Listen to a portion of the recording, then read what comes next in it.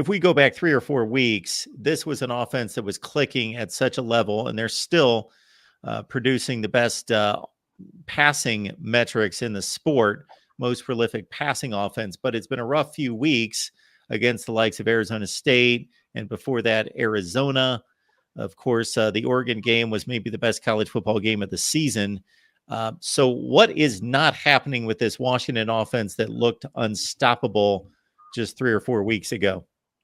So there's a few factors there. Part of it is they got a few guys injured. Jalen McMillan, a wide receiver, has been dinged up really since the second half of Michigan State, and he started to come back against Oregon, lasted 8 snaps, tried to come back against Stanford, lasted 12. So I guess there's a marginal improvement there, but really nothing. And even though Washington does have 2 fantastic receivers in Rome Odunze and Jalen Polk, who the latter more people have gotten to know about this season. Everyone kind of knew about Rome Odunze's ability, but this season people have learned more about Jalen Polk.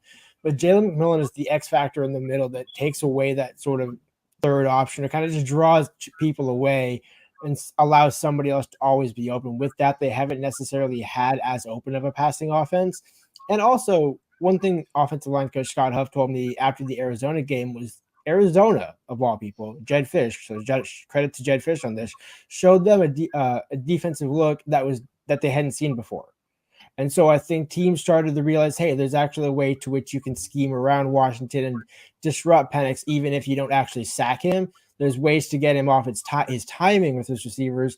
And as a result, teams have started to find more ways to not sack, but get after Penix in different ways. And I think that's sort of combined with the injuries in Julius Brillo along the offensive line. They got him back at Stanford. He was out for a couple of weeks as well. So I think both of those factors combined have kind of caused Washington's offense to not look as effective.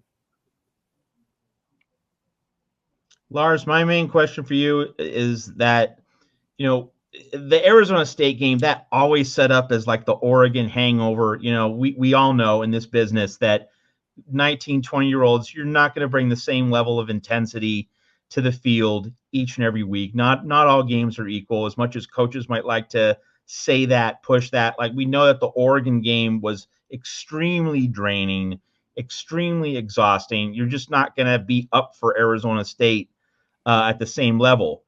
But then Stanford the week after, I think a lot of people thought Huskies are going to get back in the saddle, going to get back to being, a really elite team.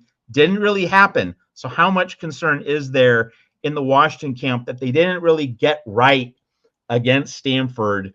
Is this just kind of wearing the target now as like having national championship pressure and expectations? Is that weighing on the team? Do you think it really is down to the McMillan injury and some of the other places where the team might be a little shorthanded? Or is it something else that we haven't mentioned yet?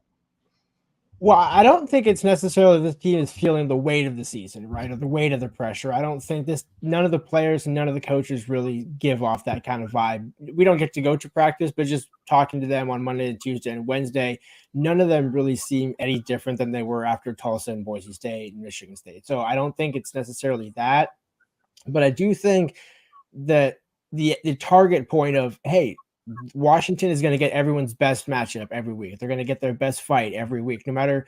And I mean, and also the Pac-12, a lot of people said it was a deep conference. Even an average Pac-12 team is better than a traditional year, right? So I think they're getting everyone's best punch and they're handling it, right? And that's the other part. I mean, as sloppy as it looked, right? I mean, Lincoln Riley mentioned it after the Cal game where he said, and I told you a couple of weeks ago, if Washington won a game at home and didn't score an offensive touchdown, you would call me a liar, right? Like, nobody would believe that. And I wouldn't believe that. There's no way they don't at least get one.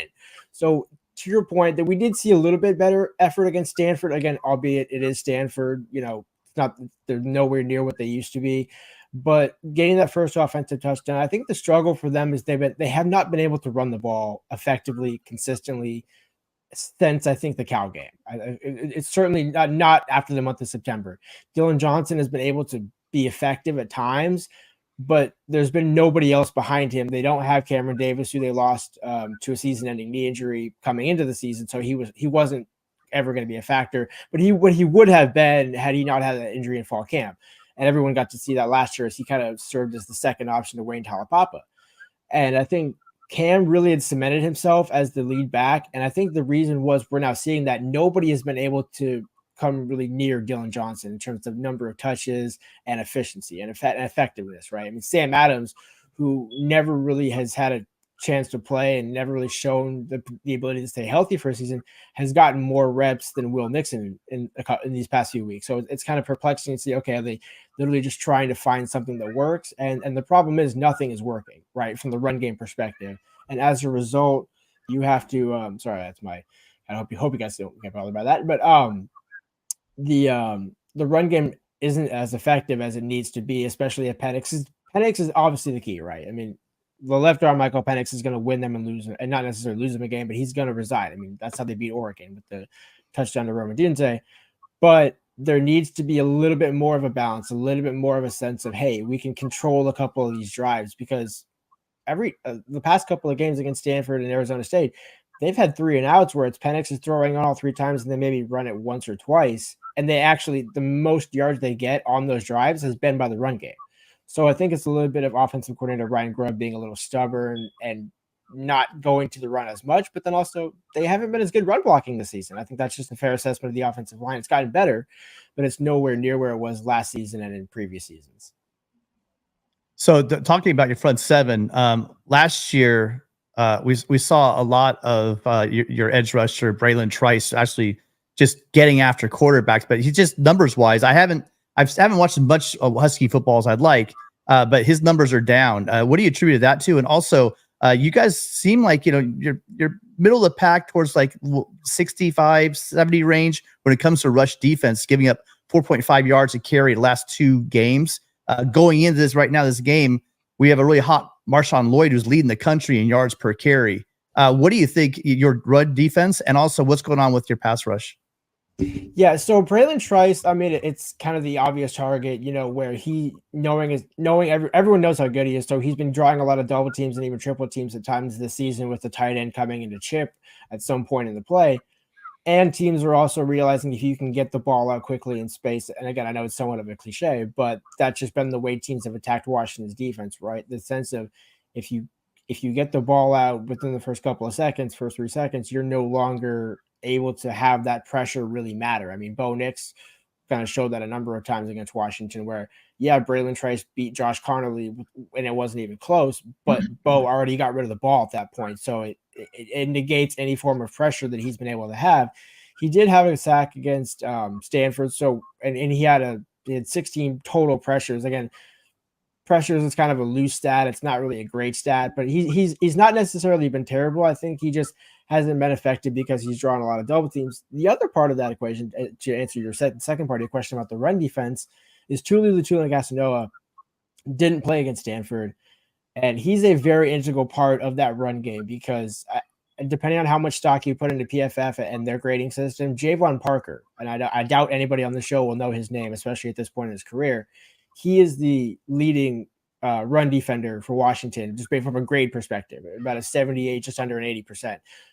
The problem is UW really hasn't been able to stop the run against anyone. It goes back to last season. I think part of it, I don't know if it's a scheme problem or just a bodies problem, but Oregon State was able to run effectively with Damian Martinez. There's a number of teams that Bucky Irving, again, he runs over everybody, but Bucky Irving was just torments Washington. So I think if I'm USC, and even if you guys get a chance, go back and watch the UW Stanford game when Ashton Daniels ran in for his first rushing touchdown. There was 12 men on the field for Washington on defense and not a soul up the middle. So I know that was just I'm kind of cherry picking that play, but it's kind of been indicative of the problem where, UW might be good at times and they might be improving in other areas, but that run defense is one to where they've truly not been able to shut down teams that are talented at running the ball like USC is going to be. In terms of the matchup between Washington's defense and USC's offense, I mean, obviously Caleb Williams is kind of like in his own category in terms of like a player that you don't want to see on the other side of the ball. Who's a non-Caleb Williams USC player where there's a matchup or a plot point that you're particularly concerned about from a Washington perspective?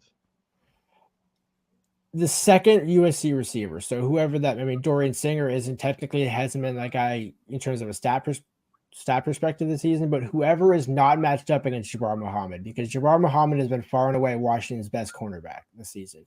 The problem is that second position between Thaddeus Dixon and Elijah Jackson has kind of been, they've both been getting beaten at times, and they were the ones that allowed the touchdowns against Oregon. So everybody knows, okay, Jabbar Muhammad might take away a corner of the field, so he might take away USC's top receiver, but USC has a number of receivers that should be able to get open. And so I think Caleb, if he doesn't get pressured, he's going to be able to find those second and third options pretty quick. That is not covered by Jabbar Muhammad. And that's where USC can pick apart Washington's defense, unlike some other teams.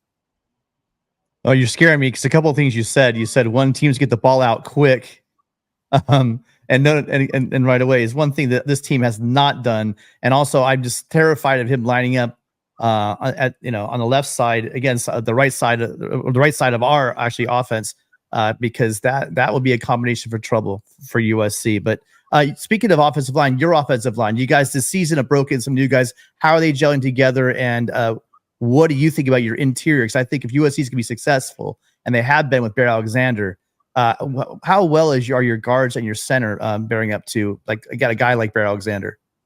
Yeah, I was going to say that matchup, to partially answer the other question and to answer yours as well. That's the matchup that scares me. Is Bear Alexander, although he hasn't had a great season just in terms of what he should be, I think if you were to ask him an honest question, he would say, yeah, I haven't played up to my standard, but he is a guy that at any point, and this is kind of a perfect game in prime time for him to turn it on and have a big, potential multi-sack game, because Washington's center, redshirt freshman Parker Brailsford, has been fantastic this season. He has been honestly probably the offensive MVP if it's not a skill position player, right? Or not named Michael Penix even. You could honestly make that case, because as a redshirt freshman who has never started, he has played and carried himself and performed and also ran the offense like a third or fourth year lineman. Like, he has been just that effective. The problem has been the two guard spots. Nate Caleppo at left guard and Julius Buelo and Garrett Hatchett. There's a number of guys who've been kind of rotating at that right guard position. And for whatever reason, and the ironic part is they have kicked Parker Brailsford over to right guard at times to bring in a true freshman at center, Landon Hatchett, who you certainly can make the case has played better than his older brother Garrett at times when he's come in.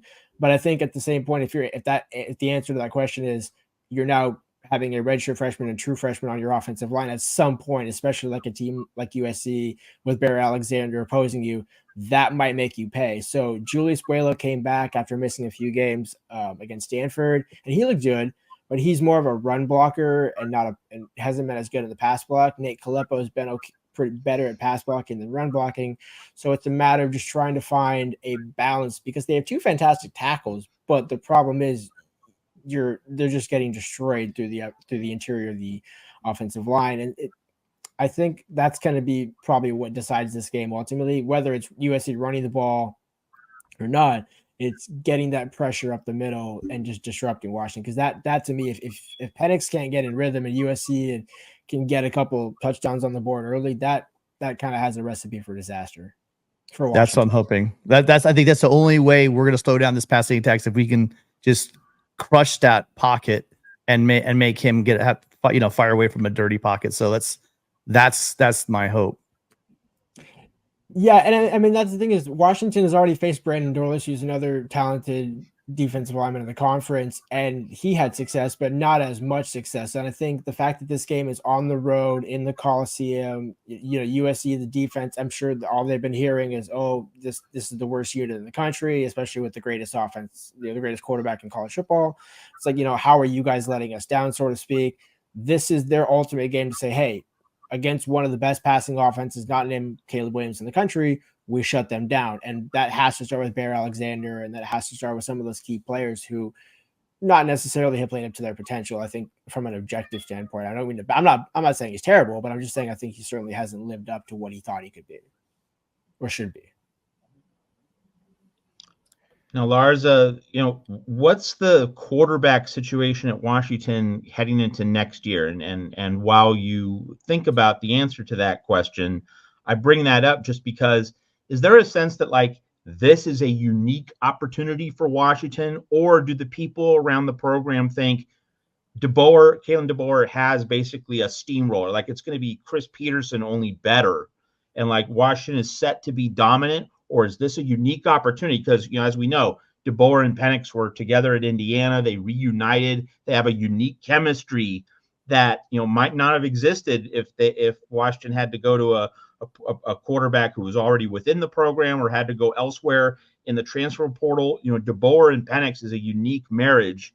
Is there a sense that like this is a unique season and opportunity, or is Washington set to be dominant at the 10, 11 win program for the long term? What's the calculus there? And again, what's Washington's quarterback situation beyond 2023? So the short answer is yes to both, right? Because I think, to your point, this is a very unique situation. I mean, first of all, just talking about the story that Michael Penix has had. 3 injuries, 4 seasons at Indiana, all end with an injury of some sort, especially 2 knee injuries and a quarterback. That's like something you don't come back from. You might be a quarterback coach and you might, stay in the business and stay in that, but you'll never play, right? And especially never having a thought of playing in the NFL. But in the times that he did play at Indiana, he showed potential. And I think DeBoer and with offensive coordinator Ryan Grubb, as I mentioned, that has been like the perfect triangle. Right. So it's like not often do you have that perfect triangle. I mean, Lincoln Riley and Caleb Williams are kind of like this. There's the fact that there's that third triangle because Grubb wasn't with him at Indiana. So I think that was the one time where it's like, but the ironic part about that is when Grubb was still at Fresno State and DeBoer was at Indiana, they were still texting each other and saying, and again, a lot of coaches do this, but, like, hey, what do you think of this? What do you think of this play? What do you think of that play? And just kind of just trading notes. And so I think, you're absolutely right. It's an absolutely unique situation. They will, regardless of, to now answer the back half of this question, no matter how the offense looks next season, whether it's Austin Mack, who's a true freshman that enrolled early. The fact that he just turned, I believe, 16 or 17 when he got on campus after he got on campus in June. So I'm not necessarily sure you want to go down that road, but Jake Browning proved that also could work out as well under Chris Peterson. But I don't necessarily think, like that would be like a best case scenario in 25, right? Where Austin's got, maybe gets to play next year, but he's not expected to be the starter and things like that. You do have Dylan Morris, who's a junior this season. Because of COVID, he'll have 1 extra season to come back next year. And this is where the answer is going to be, the offense will never look like this. It might look similar, right? But I think there's going to be a lot of changes from this offense with Penix to next season with whoever, whether it's Dylan Morris, Austin Mack, Will Haskell from San Diego State who transferred in, who's ineligible this season, or a 4th quarterback, right? They could always go to the portal and get a quarterback as well, and that remains to be seen whether they'll do that or not. My bet would be Austin Mack, just because he has such a high upside. He's 6'5", 6'6", perfect. I mean, reminds me of I told Ryan Grubb this when I talked to him in February after he signed.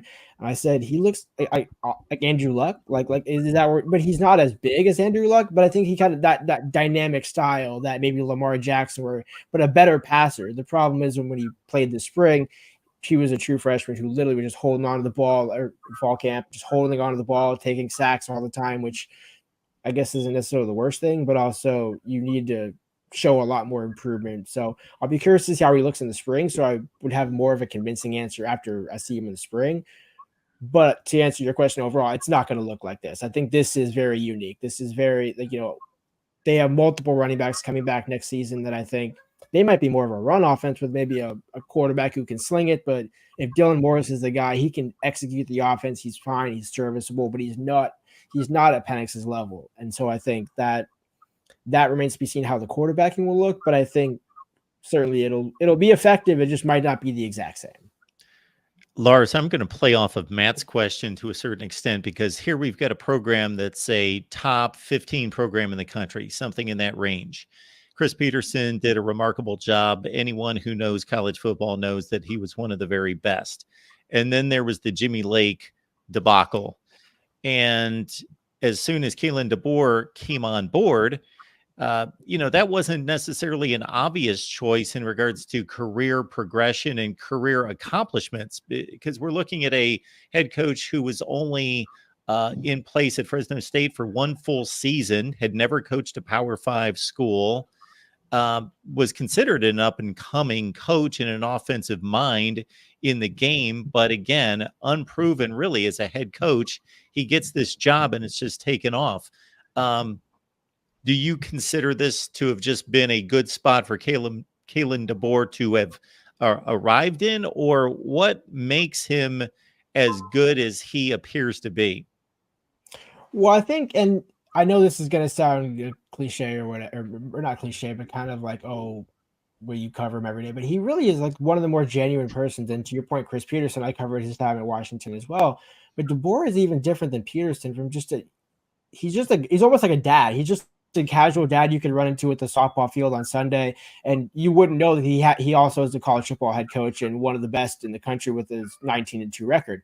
But he's just been that kind of guy, and I think the players responded to that because after Jimmy Lake, who that could not have been a worse 24 months to 18 month span. I mean, between hiring John Donovan, who, maybe he'll replace Brian Ferentz at Iowa, but aside from that, like no other team in the country is going to be going to want to hire him, especially after what he did at Washington, just because. I mean, yes, Dylan Morris isn't great in terms of he's not Michael Penix, but he is not as bad as that offense showed that year. And I think Jimmy Lake lost the team at, I want to say, by the end of September, early October, even before the punch on the sideline and the fallout that ensued from that. But I think when DeBoer came in, he took the perfect approach, the one that Peterson didn't take.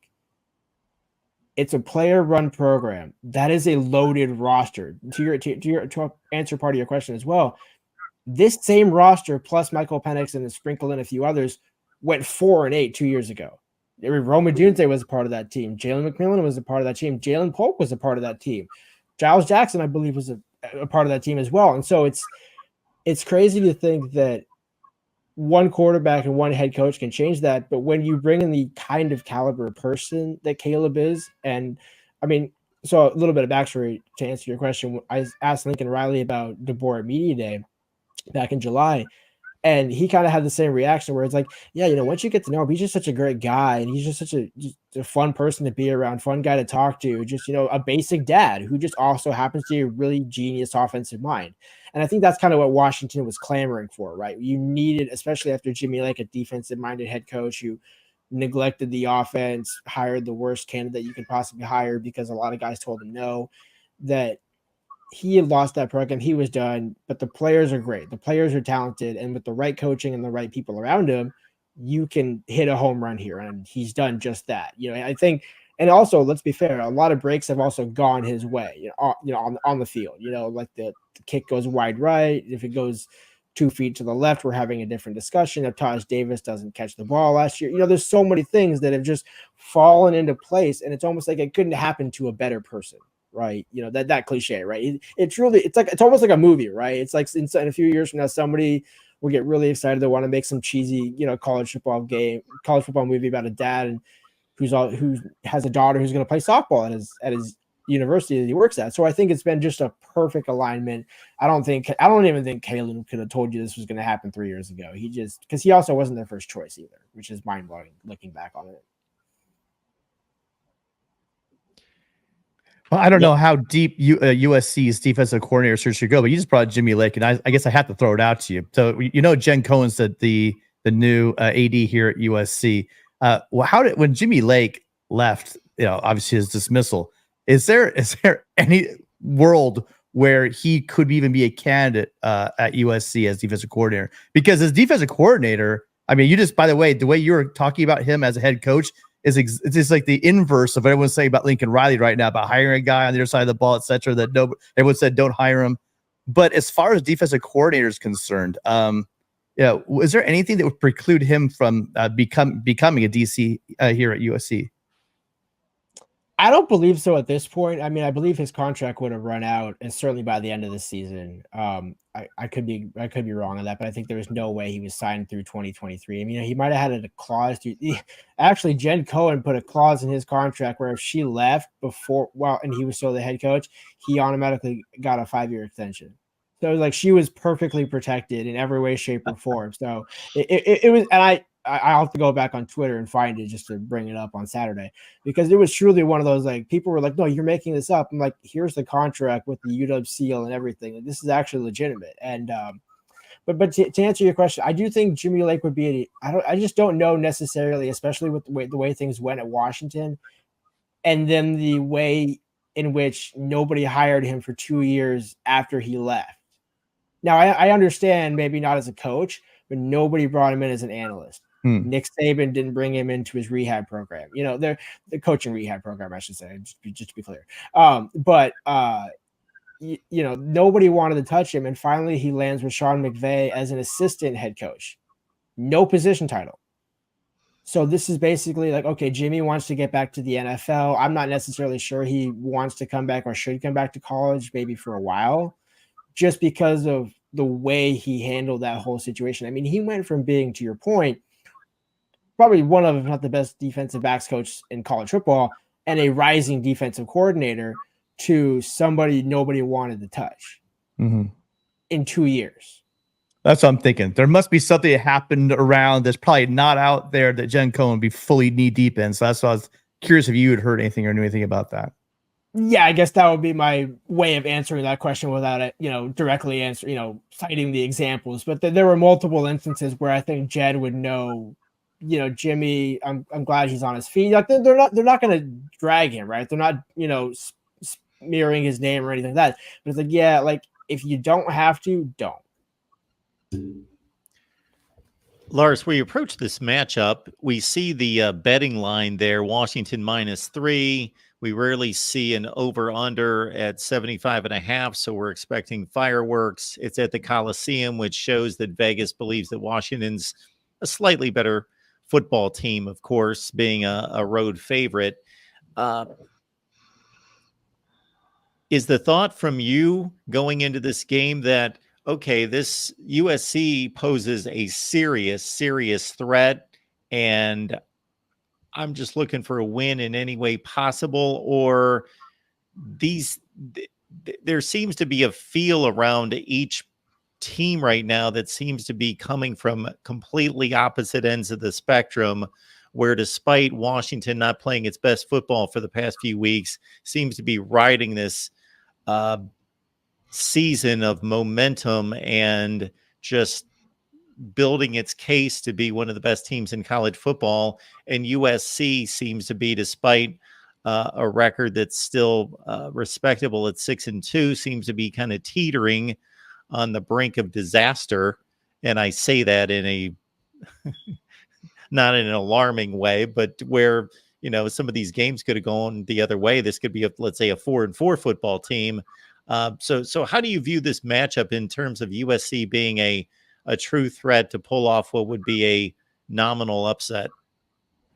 Yeah, I mean, this is coming for full transparency. Coming into the season, I thought Washington would have one loss this season, and USC was the loss. So now that the reasons have kind of changed for that now. I think the reason why Washington is favored only slightly, especially as a road favorite, their defense is slightly better than USC's, but USC's offense isn't far and above better than Washington. And obviously Washington arguably has the better offense coming into the game, depending on how you view offense. I mean, I think USC has the more dynamic quarterback.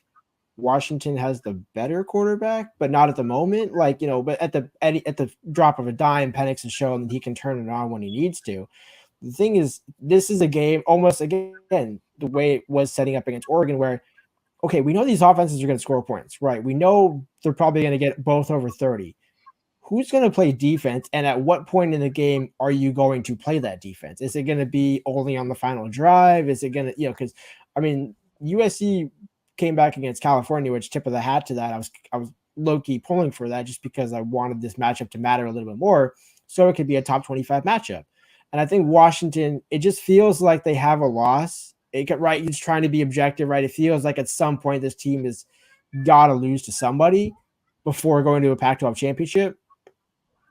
This would be the perfect loss for that, right? You're on the road. Maybe you lose a close one. Caleb Williams has a late drive and the defense just can't hold at the end, right?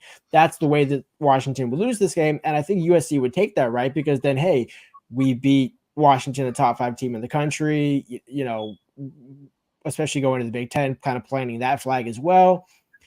But also it doesn't preclude Washington from still reaching the goals they want to achieve, because I believe they could, especially winning the Pac-12 championship with a one loss to USC, could still get in the college football playoff.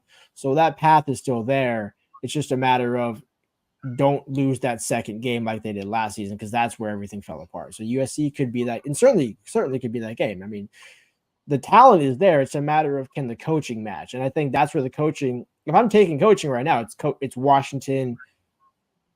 No disrespect to Lincoln Riley, but it's Washington on both sides of the ball, especially on defense, though. But you told us how USC can attack defensively if they're going to be successful against Washington. If you were on the offense, you were calling. What are you attacking on defense? What would you say is your weakness on defense that they should be attacking in order to be successful in this game? Well, partially, I want to say run the ball until Washington proves that you can. And then, but the problem is because similar to Washington, you have one of the best let's be real, the best quarterback in college football, just from a dynamic perspective. And that's the one thing Washington hasn't done well is defend running quarterbacks. So I think if Caleb is able to even just get out of the pocket, if Lincoln does design rollouts and things like that, whether it's getting the ball out quickly or just letting Caleb run, I think extending the defense is kind of how you can break Washington's defense, because Braylon Trice is going to bring pressure, run away from, design the run away from that, scheme away from, just to test the other side of the line. Not that Zion 2.3 isn't capable, but I think, that would be the first start. And then the second start is just let Caleb be Caleb, just let Caleb, let the game almost come to Caleb, right? Because I think if they're able to control Washington's offense for the first couple of drives, and Caleb is able to get 10 or 14 points on the board, then his confidence is back. Then it almost becomes a snowball effect for USC. But that starts with letting Caleb prove how much of an elite athlete he is, with a mixture of running and passing. Because I think if you're just trying to pass against Washington, maybe the secondary shows up, maybe it doesn't. I mean, Washington's going to be questionably without Cameron Fabiculano or Asa Turner, who both missed against Stanford. So if you're looking at a third string secondary there, or at least at safety, there's plenty of ways in which Washington's defense is susceptible. Their strength is the front seven, as you mentioned, the linebacker Edefuano Luficio, Afonso Tuputala, and then Braylon Trice in the front four, as we've talked about. But that secondary has been one where they've been able to make the play when it matters. But I think against the caliber of team with USC, I don't know if Zachariah Branch will be able to play, but if he is, there's so many weapons that USC has that maybe even haven't shown up this season, that this is kind of that ripe game to where, hey, this is an offensive showcase. Which of course is the cliche of, now we're going to see a 23-27 game somehow. Like, but I don't envision any world in which that's the case. I've tried. I've tried. There's just no way. The way you just described that is against Utah and against Cal early in the game when USC was moving the ball. That's exactly what they're doing. Getting the ball out on schedule, Caleb running and running the ball. And yeah, I'm hoping they listen to your advice, because I think that is going to be the way to go. Yeah, and I think the thing about Washington is not to cut you guys off, but just to add on to that, I think it's a matter of, it's not that they're not capable, but that the offenses are just so good in this conference that the offensive talent outweighs the defensive talent, no matter what matchup you're looking at, no matter what team you're looking at. That's just kind of been my opinion, my surmise of the season so far.